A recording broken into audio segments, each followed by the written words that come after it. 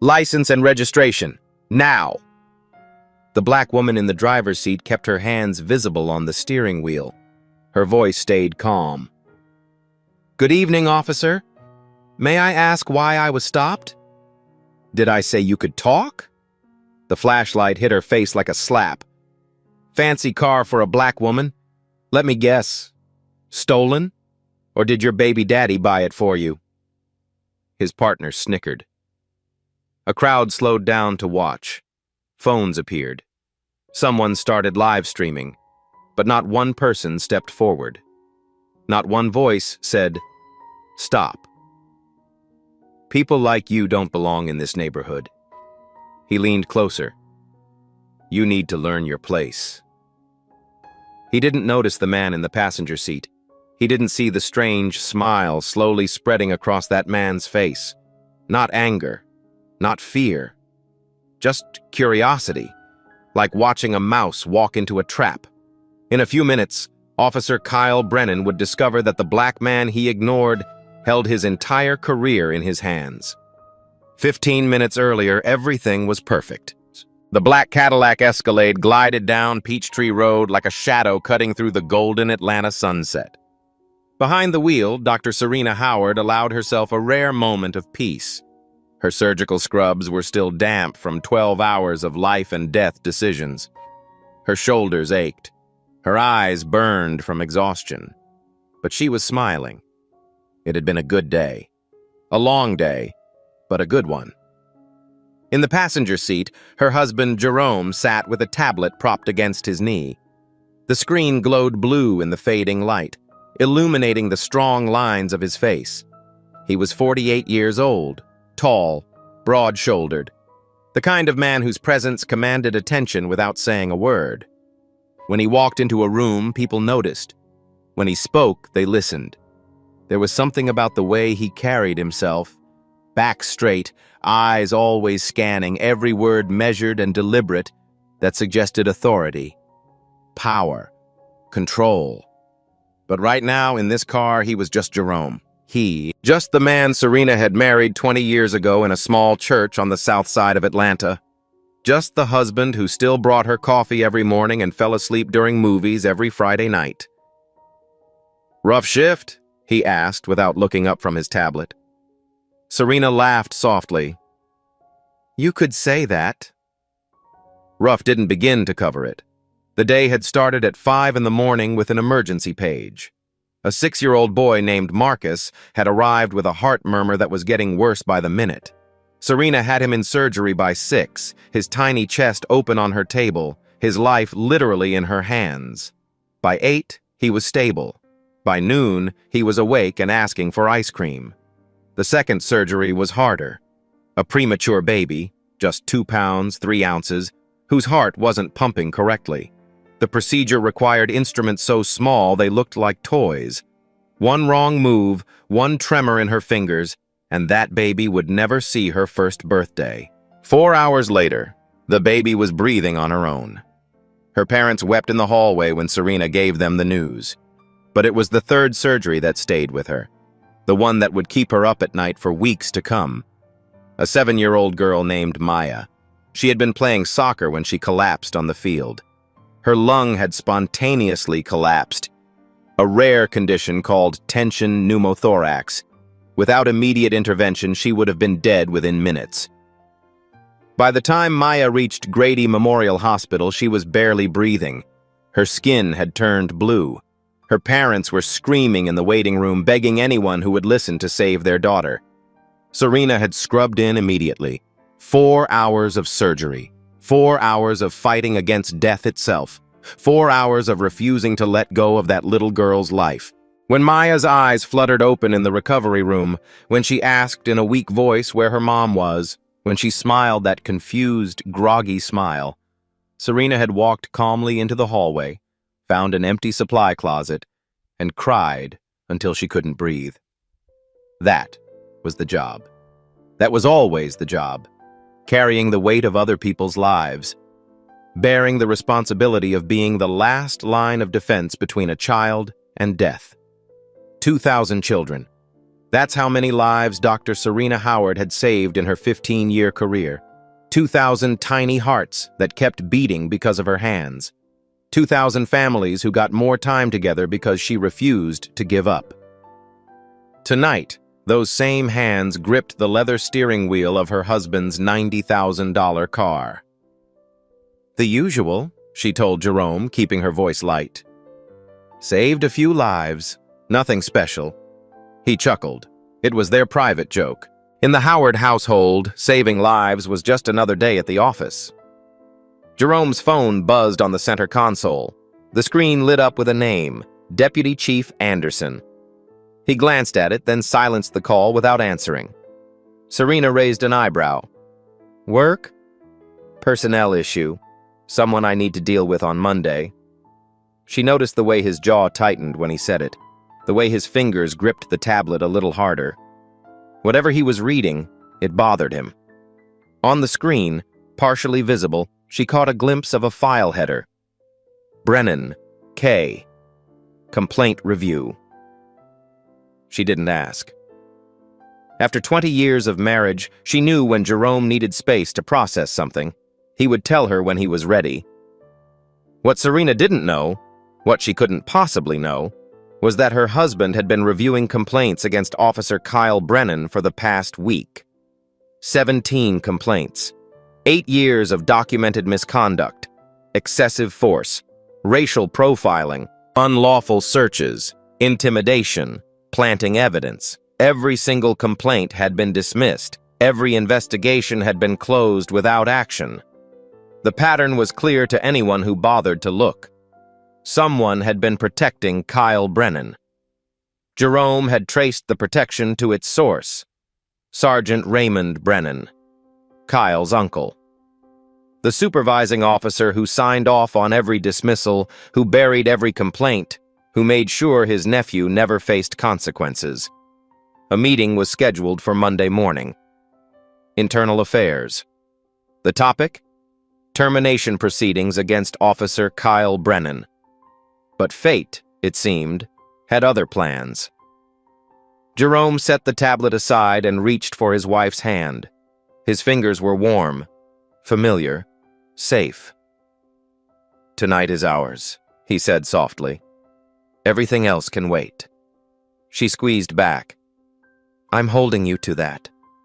In the center console, almost invisible beneath a stack of napkins and a worn paperback novel, sat a black leather badge holder. The gold shield inside caught the fading sunlight whenever the car turned a corner. Chief of Police, Atlanta Police Department, Jerome A. Howard. Jerome never wore it off duty. Tonight, he was just a husband. Just a black man in an expensive car, driving through one of Atlanta's wealthiest neighborhoods. That was exactly how the world would see him. The blue and red lights appeared in the rearview mirror at exactly 7:45 p.m. Serena's hands moved before her brain caught up. Muscle memory, survival instinct, the choreography of being black in America. Interior light, on, window, down, hands, visible on the steering wheel. No sudden movements, no reaching for anything, no giving anyone an excuse. "We're being pulled over," she said quietly. Jerome looked up.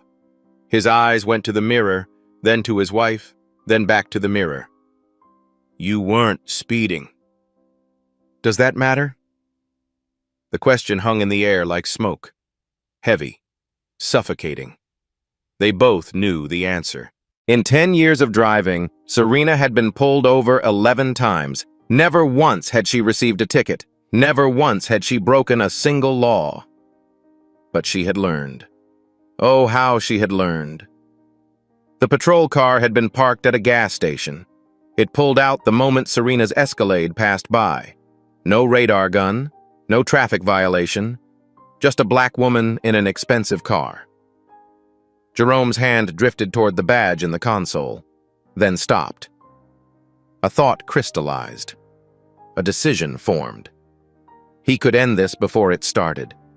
One flash of that badge, and whatever officer was approaching would go pale. Apologies would pour out. The whole thing would disappear. But then what? Then this would become a story about privilege, about how the police chief got special treatment, about how the rules didn't apply to important people. What about everyone else? What about all the other black women who got pulled over on this road? The ones who didn't have a chief in the passenger seat? Jerome wanted to see. He needed to know. What would this officer do when he thought no one important was watching? So he left the badge where it was.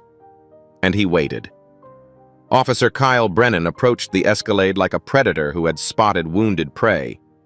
His boots struck the pavement with deliberate weight. His flashlight was already blazing, sweeping across the car's windows, even though the summer sun hadn't fully set.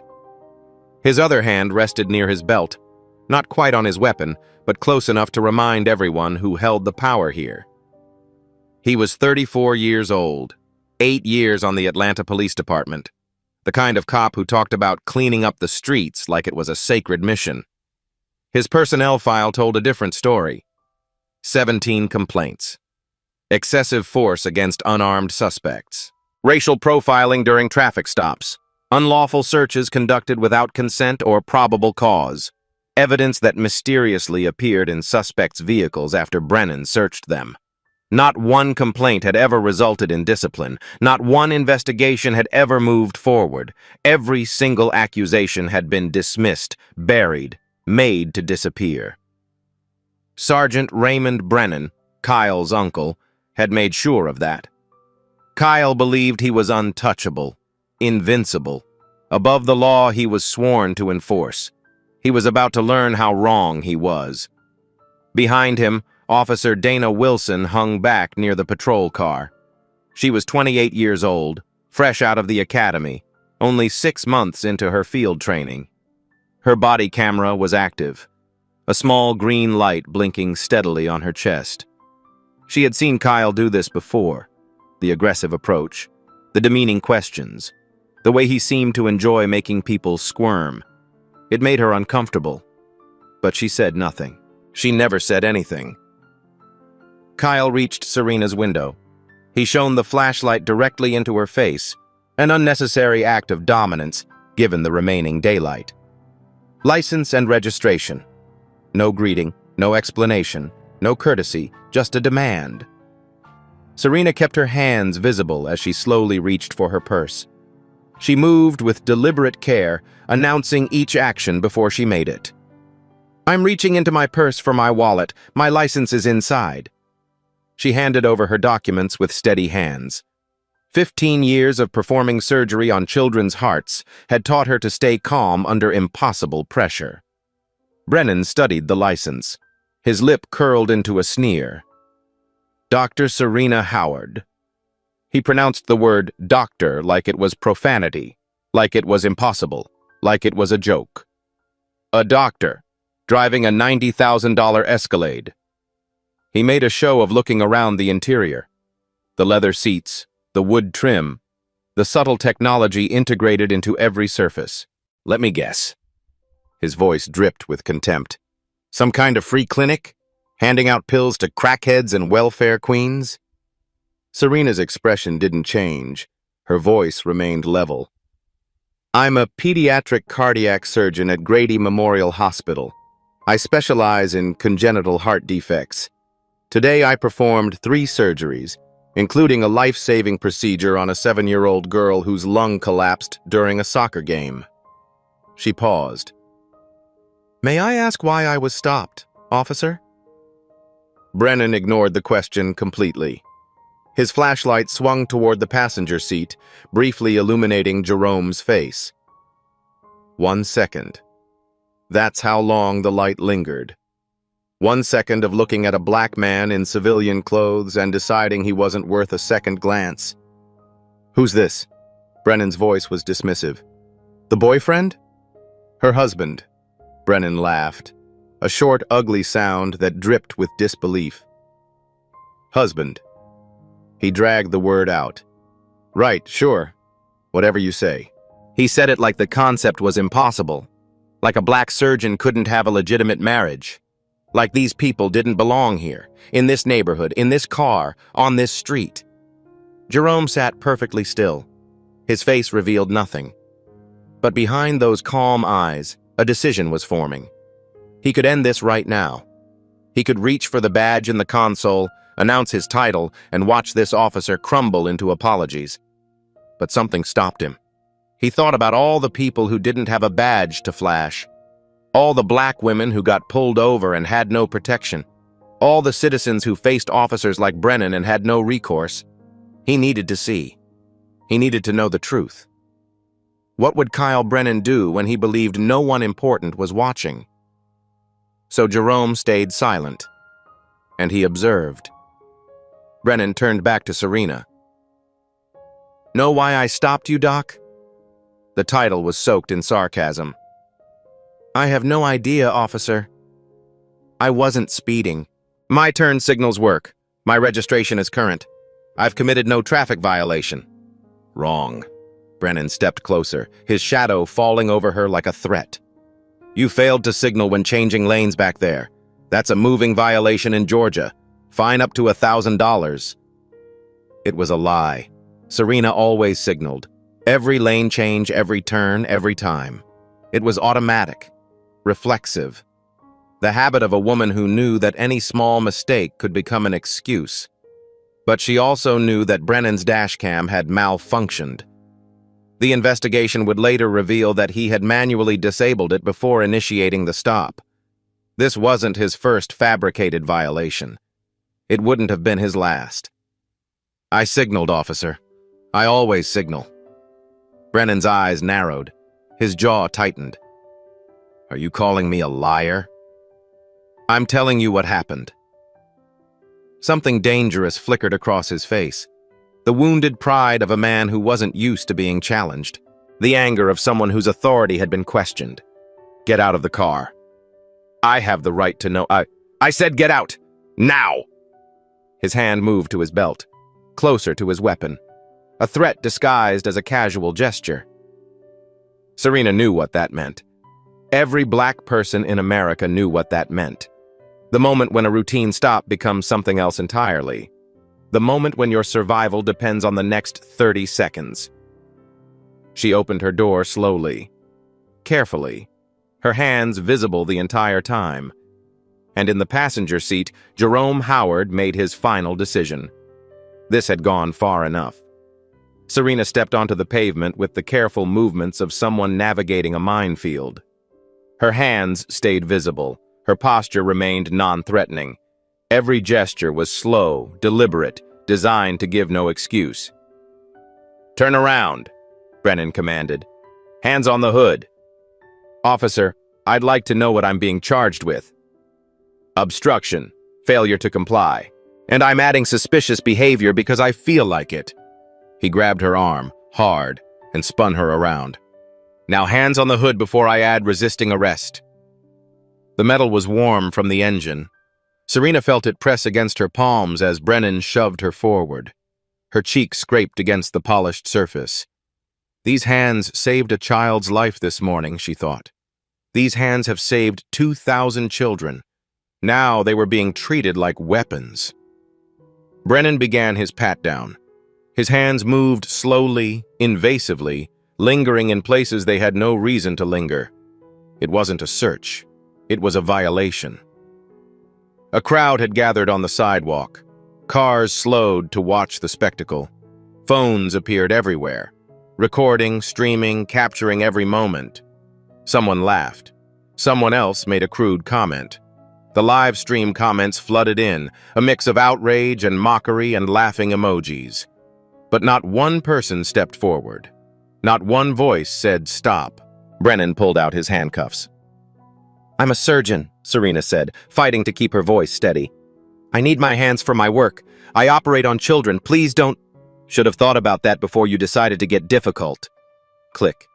The cold steel bit into her wrists, tighter than necessary, tight enough to leave bruises, tight enough to remind her who was in control. Serena didn't cry out. She wouldn't give him that satisfaction. But something inside her cracked.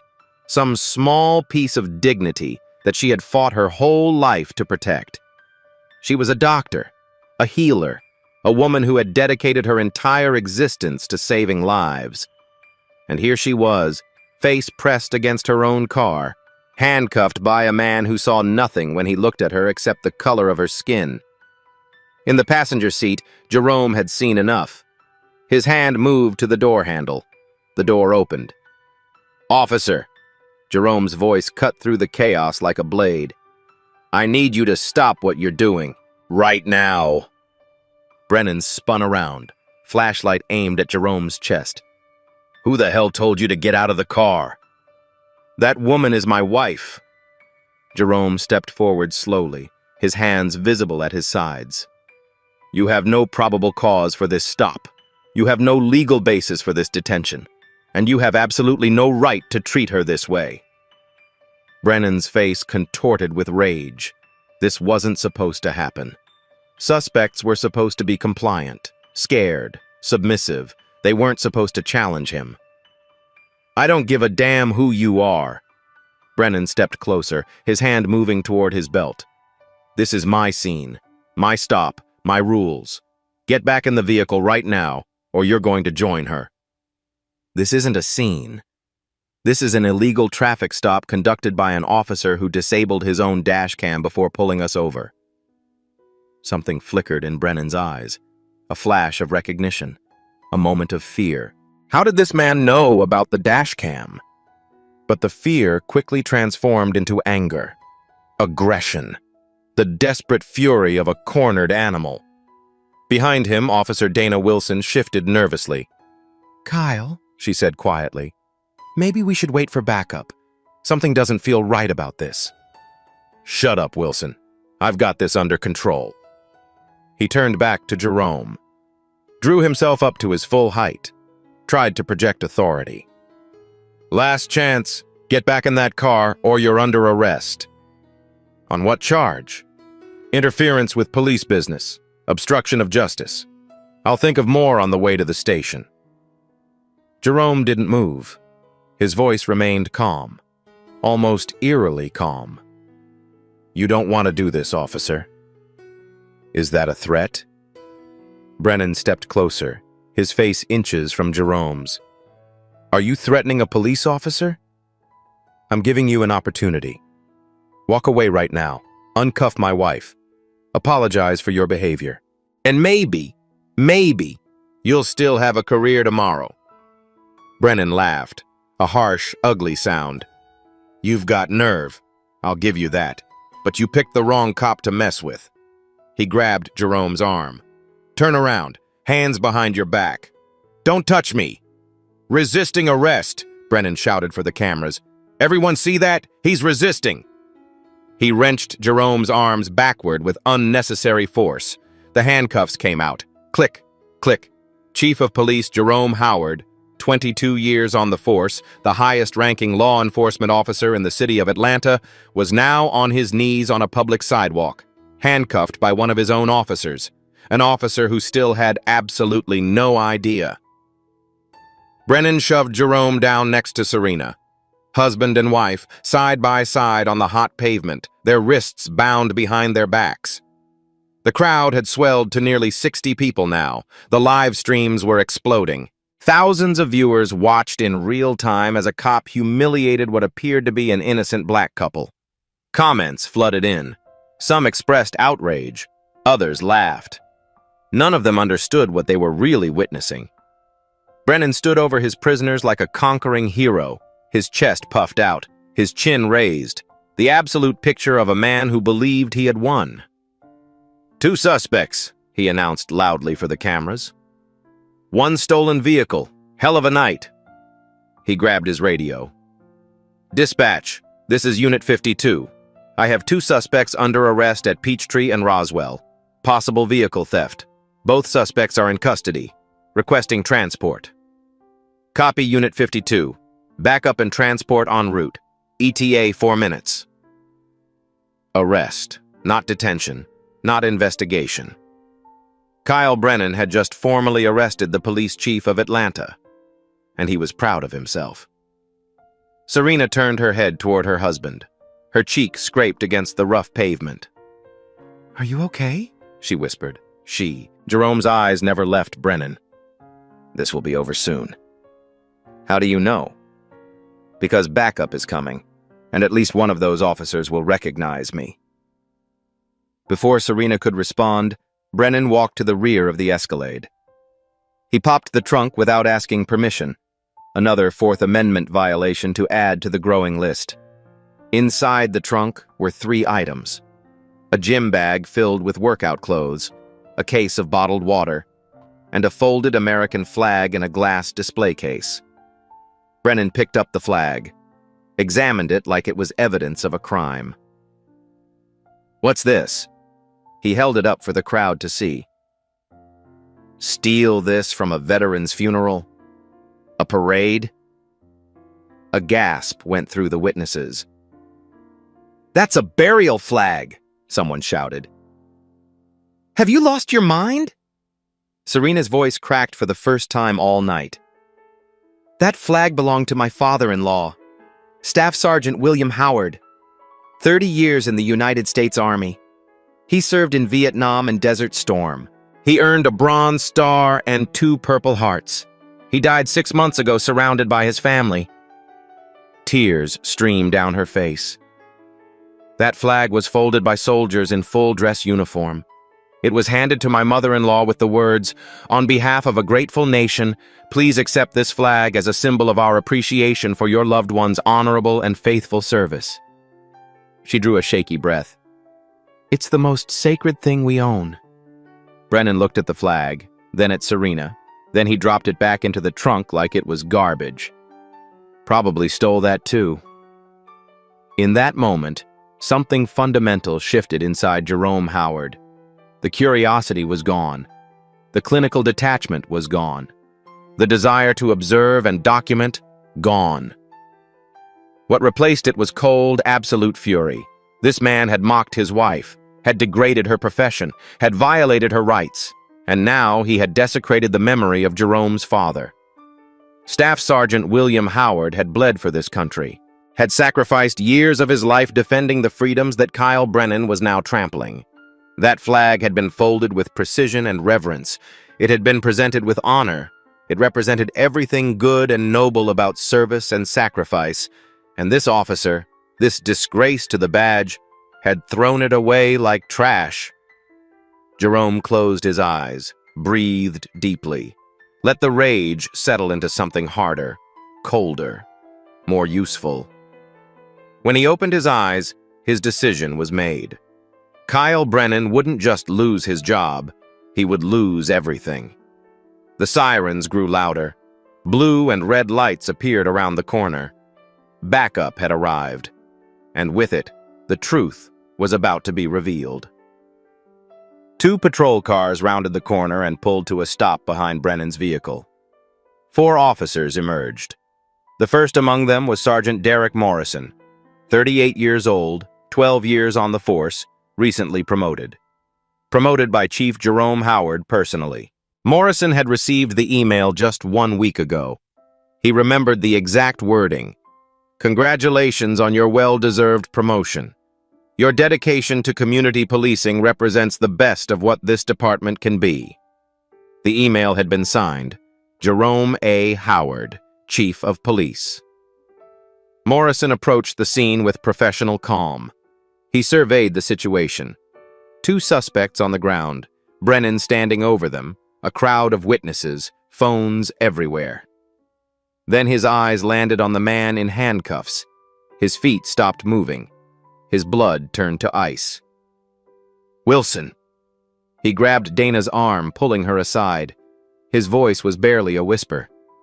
"The man on the ground. Look at him. Really look." Wilson glanced over. "Kyle's suspects. He said they were driving a stolen... Look at his face!" She looked. 1 second, 2 seconds, 3. The color drained from her cheeks. "Oh my God!" "That's Chief Howard." Morrison's voice was strangled. "Jerome Howard, Chief of Police. Kyle just arrested our Chief of Police." Wilson's hand flew to her mouth. Her body camera suddenly felt like it weighed 100 pounds. "He doesn't know," she breathed. "Kyle has no idea." "No, he doesn't." Morrison started moving. "But he's about to find out." He crossed the distance to the scene in 5 long strides. "Brennan, stop everything you're doing right now!" Brennan turned, annoyance written across his face. This was his moment, his glory. He didn't appreciate the interruption. "Morrison, what's your problem? I've got everything under. Do you have any idea who you just arrested?" 2 suspects, stolen vehicle, resisting arrest, open and shut. Morrison ignored him completely. He dropped to one knee beside Jerome, his hands already searching for the handcuff key. "Chief Howard, sir. Are you injured? Do you need medical attention?" The word detonated like a bomb. "Chief." Brennan's mouth opened. No sound came out. His brain tried to process the information, tried to reconcile the man kneeling in handcuffs with the photograph that hung in every precinct in the city. The photograph he walked past every single day. The photograph he never bothered to look at closely, because all black faces looked the same to him. "Chief?" The word came out as a croak. "What do you mean, Chief?" Morrison was fumbling with the handcuffs, his fingers trembling so badly he could barely hold the key. "Chief Jerome Howard, Atlanta Police Department, the man whose signature is on my promotion letter, the man who runs this entire department." He finally got the cuffs off. Jerome rose slowly to his feet, rotating his wrists. Red marks circled his skin where the metal had bitten in. "The man," Morrison continued, "that you just arrested." Brennan's face underwent a transformation that would haunt witnesses for years to come. First came confusion. His brow furrowed, trying desperately to make the pieces fit. Then recognition. Slow, horrible recognition as the face in front of him finally matched the photograph in his memory. Then, terror. Pure animal terror as the full weight of what he had done came crashing down like an avalanche. "Chief! Chief Howard!" His voice climbed an octave. But you're... I couldn't... He couldn't finish the sentence. He couldn't say what he was really thinking. You're just a black man. Just another face. Just another nobody who doesn't matter. That's what he had seen. That's all he had allowed himself to see. Jerome stood motionless for a long moment. He let the silence stretch. Let Brennan squirm. Let the reality sink in. Then he spoke. "I am Jerome Howard." His voice carried across the crowd with perfect clarity. Not shouting, not angry, just absolute. "Chief of Police, Atlanta Police Department, 22 years on the force, 93 days in this position." He took one step toward Brennan, then another. "And you, Officer Brennan, just arrested your commanding officer." Brennan stumbled backward. His legs seemed to lose all strength. "Sir, I didn't know. I didn't recognize you. The light was... I never..." "That's exactly the problem." Jerome's voice cut like surgical steel. "You didn't recognize me. And you know why? Because you never looked. You never bothered to see me as a person. You saw a black man in a nice car, and you saw a target." Another step forward. Brennan retreated again. "My wife is a pediatric cardiac surgeon. She has saved over 2,000 children's lives. Today alone, she operated on 3 kids, including a 7-year-old girl who would be dead right now if not for her hands." He gestured toward Serena, who was being helped to her feet by Morrison. "You threw her against the hood of her own car. You called her a thief. You questioned her right to exist in her own neighborhood. You handcuffed her hands, the hands that saved children's lives, because the color of her skin offended you. And you had no idea who I was. You didn't care who I was. Because to you, we're all the same, all invisible, all worthless, all guilty until proven innocent, and sometimes not even then." Brennan's knees buckled. He sank to the pavement. Not because anyone pushed him, because his body simply gave up, The weight of his actions pressed down on him like a physical force. He ended up kneeling on the exact same spot where he had forced Jerome and Serena to kneel. "I'm sorry," he whispered. "I'm so sorry. I didn't know. I swear to God, I didn't know." Morrison helped Serena over. Her wrists were raw and red, already darkening into bruises.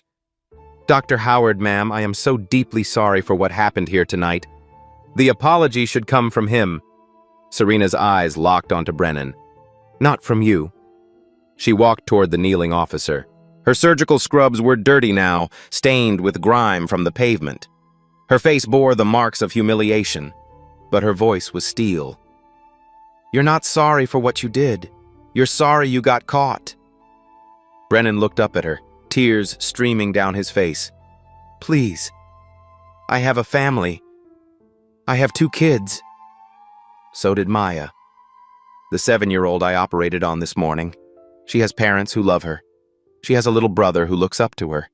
She almost didn't get to grow up because her lung collapsed on a soccer field." Serena crouched down to meet his eyes. "I saved her. I gave her back to her family. That's what I do.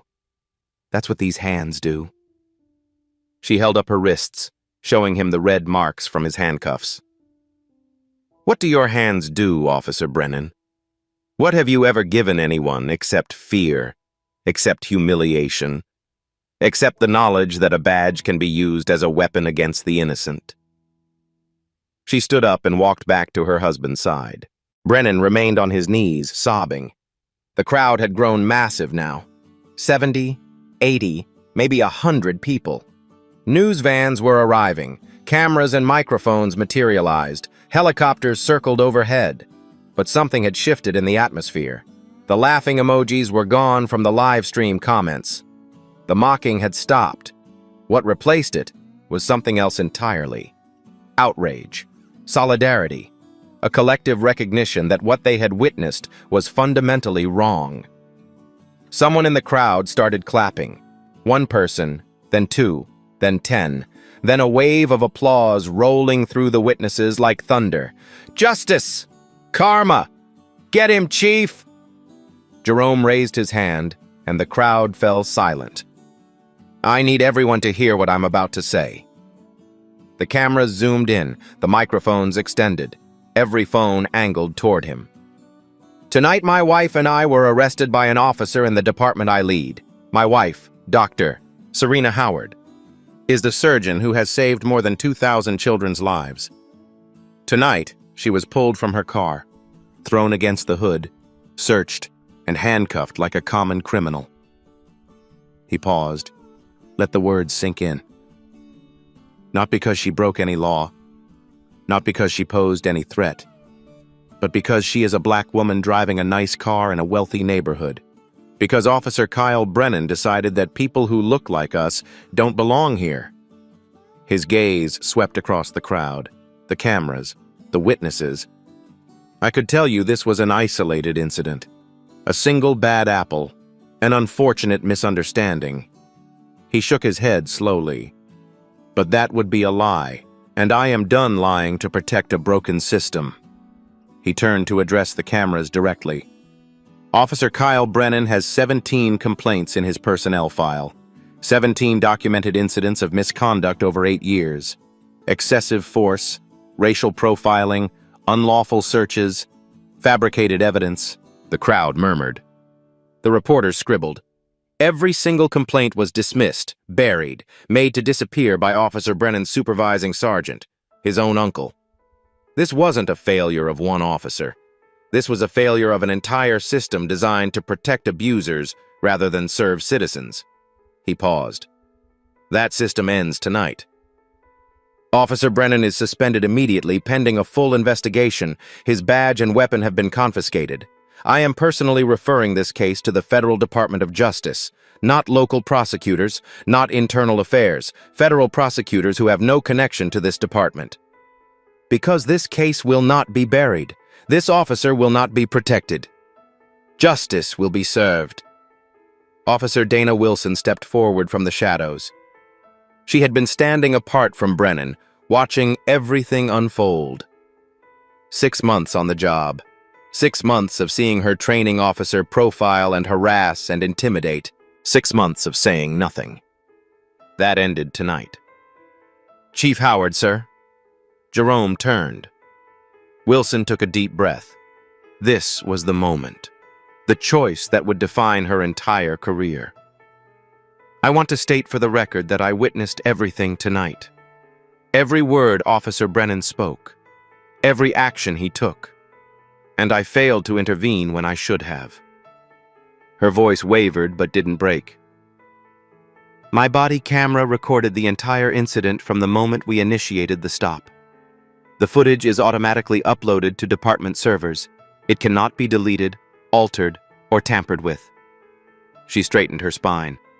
"And I am prepared to testify, under oath in court before God and everyone, to everything I saw tonight." Brennan's head snapped up. His red-rimmed eyes found his partner. Dana, please. We're partners. You're supposed to have my back. We were partners." Wilson's voice hardened. "But I won't protect someone who doesn't deserve the badge. Not anymore." She turned back to Jerome. "I know I should have spoken up sooner. I know my silence made me complicit. But I want to be part of the solution now, whatever that takes, whatever it costs." Jerome studied her for a long moment. "What you did tonight, staying silent, was wrong. You understand that?" "Yes, sir, I do. But what you're doing now takes courage. The kind of courage this department desperately needs." He extended his hand. Wilson shook it. Her eyes glistened with unshed tears. The crowd erupted in applause once more. Brennan was pulled to his feet by Morrison. His own handcuffs, the same ones he had used on Serena, were placed around his wrists. "Kyle Brennan, you are under arrest. Deprivation of civil rights under color of law, false arrest, assault, evidence tampering, filing a false police report." Morrison began reciting the Miranda rights. "You have the right to remain silent. Anything you say can and will be used against you in a court of law." As they led him toward the patrol car, Brennan turned back one final time. "Chief, please. I'm sorry." Jerome's voice was ice. "You're right about one thing, Officer Brennan. You didn't know who I was, but you knew my wife was black. You knew she was in a nice car. And you decided, based on nothing but that she deserved to be humiliated. That's not a mistake. That's not an accident. That's who you are. And now everyone knows it." The patrol car door slammed shut. The crowd parted as the vehicle pulled away, carrying Kyle Brennan toward a future he never imagined. A future behind bars. Jerome turned to his wife. The cameras kept rolling, but for a moment, it was just the two of them. "Are you okay?" Serena managed a small, exhausted smile. "I've had better Saturday nights." He pulled her into his arms, held her tight. Let 20 years of marriage speak louder than any words. "I'm sorry," he whispered into her hair.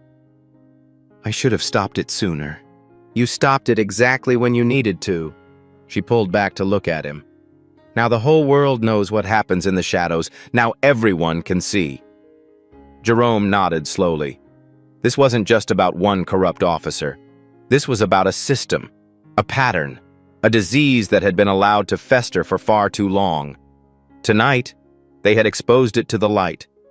Tomorrow, the real work of healing would begin. 3 days later, Kyle Brennan stood before a federal judge. The courtroom was packed beyond capacity. National news cameras lined every wall. Reporters from every major network jostled for position. The story had exploded across social media. The racist cop who arrested his own chief without knowing it. Millions had watched the footage. Millions more had shared it. The hashtag #JusticeForSerena had trended worldwide for 48 consecutive hours. The charges were read aloud. one by one. Each word another nail in the coffin of Brennan's career, his freedom, his life as he knew it. Deprivation of civil rights under color of law. False arrest and imprisonment. Filing a false police report. Evidence tampering. The investigation had confirmed that Brennan manually disabled his dashcam before initiating the stop. Aggravated assault. Conspiracy to violate civil rights. The federal prosecutor rose to address the court. Your Honor, the defendant is not simply a bad officer who made a mistake. He is the product and the symbol of a system designed to protect abusers while destroying the communities they claim to serve. She held up a thick folder. 17 complaints over 8 years. 17 victims who came forward to report harassment, profiling, assault, and abuse of power. 17 human beings who trusted that the justice system would protect them. She let the folder drop onto the table with a heavy thud. Every single complaint was dismissed, buried by the defendant's uncle, Sergeant Raymond Brennan, who has also been arrested and charged with obstruction of justice and conspiracy. She turned to face the judge directly. The United States requests the maximum sentence. Nothing less will restore faith in the institutions that failed so catastrophically here. Brennan's defense attorney offered arguments for leniency, first-time felony conviction, years of otherwise acceptable service, family responsibilities. The judge listened patiently. Then he delivered his response. Mr. Brennan, I have reviewed the evidence extensively. I have watched every minute of every video. I have read every complaint that was filed against you and buried by your protectors. He leaned forward. You had 17 opportunities to change your behavior. 17 warnings that your conduct was unacceptable. 17 chances to become the officer you swore an oath to be. His voice hardened. You ignored every single one. You chose, time and again, to abuse your authority, to target citizens based on the color of their skin, to humiliate and degrade people who had done nothing wrong. You don't deserve leniency. You deserve accountability. The sentence came down. 7 years in federal prison. 3 years of supervised release. Permanent ban from any law enforcement position in the United States. Peace officer certification permanently revoked. As the bailiffs led Brennan away in handcuffs, the same model he had used on Serena, the courtroom erupted in applause. But Brennan wasn't the only one who faced justice. 2 weeks later, Sergeant Raymond Brennan, Kyle's uncle and protector, was arrested at his home in front of his wife and grandchildren. The charges: obstruction of justice, conspiracy to deprive civil rights, dereliction of duty, evidence tampering. For 8 years, Raymond had buried complaints against his nephew. He had intimidated witnesses. He had falsified records. He had ensured that Kyle never faced consequences for his actions. His sentence? 3 years in federal prison. Complete forfeiture of his pension. 26 years of service erased. The domino effect continued. The police union that had protected officers like Kyle Brennan came under federal investigation. Internal review processes were overhauled. Civilian oversight boards were given genuine authority. 6 previous victims came forward with lawsuits. People who had been profiled, harassed, and brutalized by Kyle Brennan over the years. People who had been too afraid to speak out before.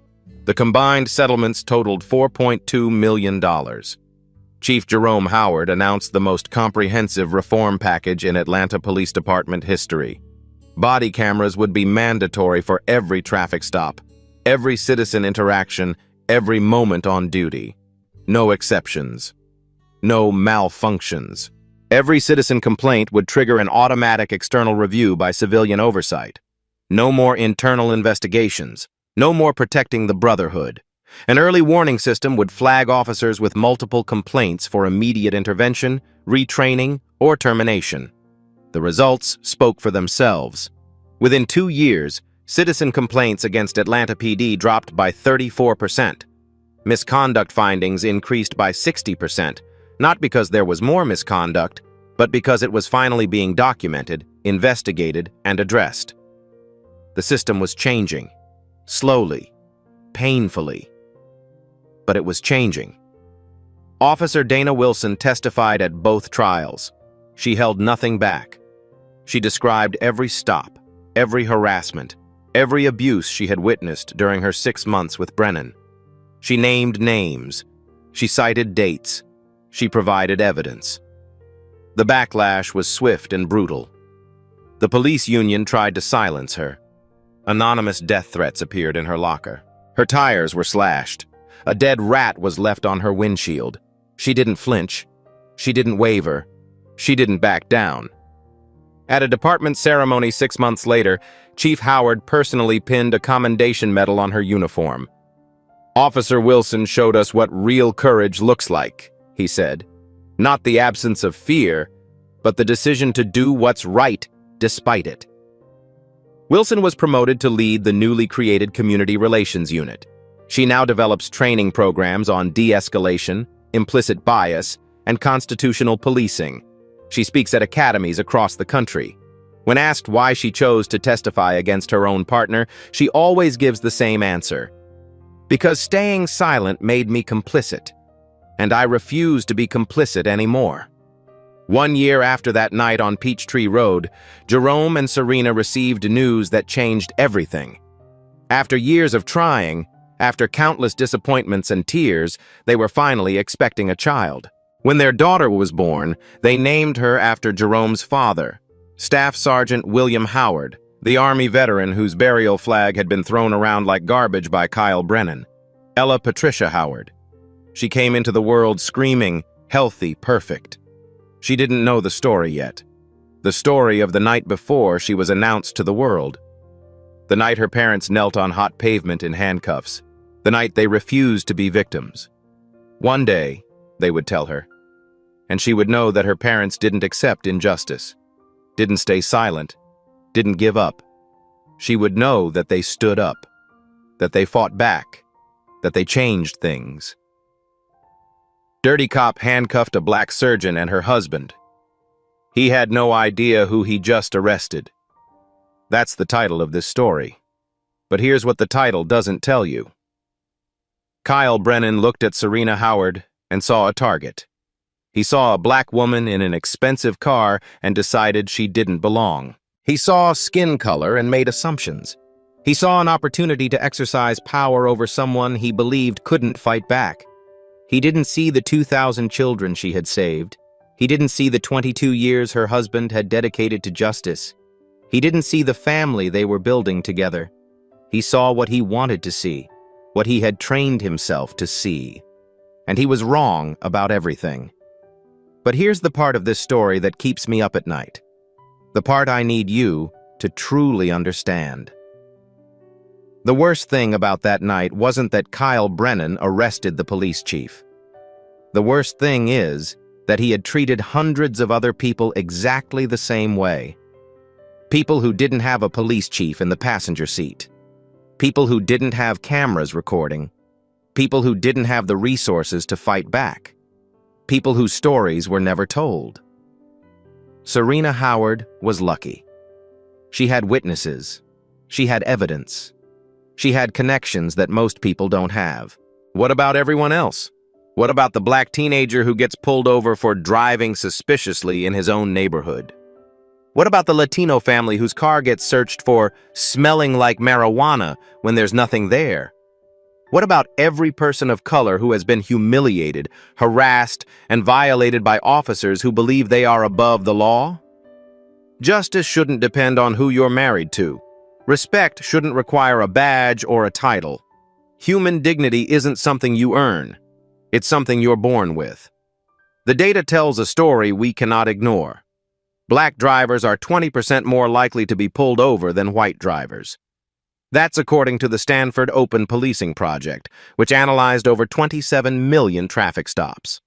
Black drivers are twice as likely to have their cars searched, even though they're less likely to be found with contraband. In 2024, more than 1,100 people were killed by police in America. Black Americans were killed at nearly 3 times the rate of white Americans. These aren't opinions. These aren't political talking points. These are numbers. These are statistics. These are human lives. These are someone's mother, someone's father, someone's daughter, someone's son. So what can you do? First, know your rights. In most states, you can refuse a vehicle search without a warrant or probable cause. The ACLU offers a free guide to understanding your rights during traffic stops. I've linked it in the description below. Second, record everything. In all 50 states, it is legal to film police officers performing their duties in public spaces. Your phone is a tool for accountability. Don't be afraid to use it.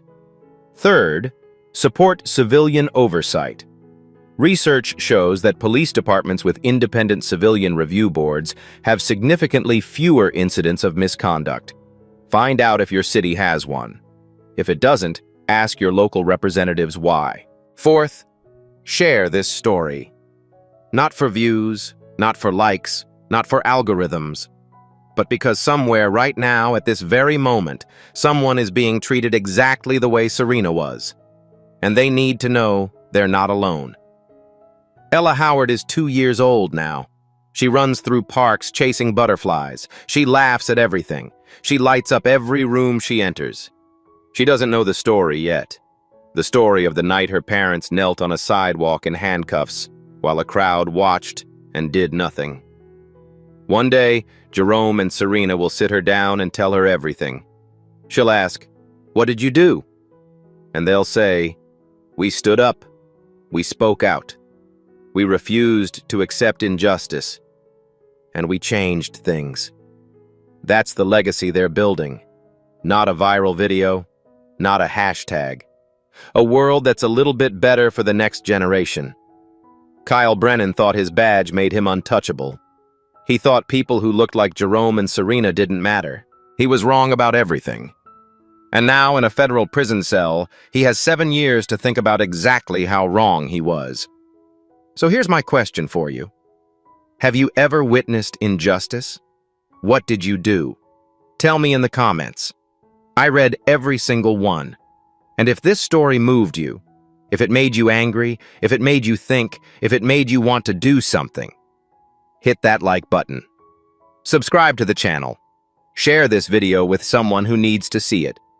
Because every view is a vote for accountability. Every share is a reminder that we're watching.